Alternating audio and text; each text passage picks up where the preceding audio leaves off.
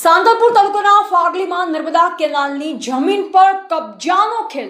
ફાગલી ગામે નર્મદા કેનાલ માટે સંપાદિત જમીન પર ગેરકાયદેસર ઘેરાબંધી કરાઈ।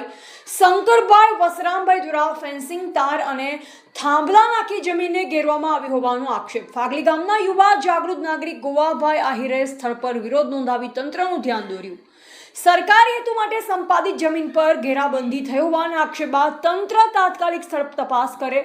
ગેરકાયદેસર સાબિત થાય તો જવાબદારો સામે કડક કાર્યવાહી કરે તેવી પ્રબળ માંગ ઉઠી છે। આઇકોન ફર્સ્ટ ન્યૂઝ સાથે મહેશ પરમાર, આઇકોન ગુજરાત। નમસ્કાર, હું ગોવાભાઈ આહિર।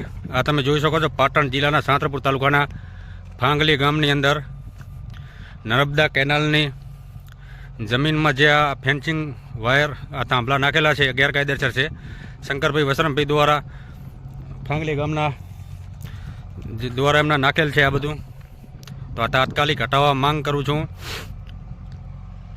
અને આ જુઓ તમે, આ નર્મદા કેનાલને અડીને જ એમને જે જમીન સંપાદન કરેલી છે એમાં જ આ થાંભલા નાખેલ છે, તો આ તાત્કાલિક ધોરણે હટાવવા હું માંગ કરું છું। ગોવાભાઈ આહિર, નર્મદા વિભાગના જે તે અધિકારી તંત્રને હું માંગ કરું છું કે આ હટાવવા તાત્કાલિક ધોરણે હટાવવાની માંગ કરું છું। આ બધી આ ગેરકાયદેસર બાંધકામ કરેલ છે, એમને ગેરકાયદેસર ફેન્સિંગ વાડ કરેલી છે આ બધી। જુઓ, નર્મદા કેનાલને સાવ અડીને જ છે બધું આ।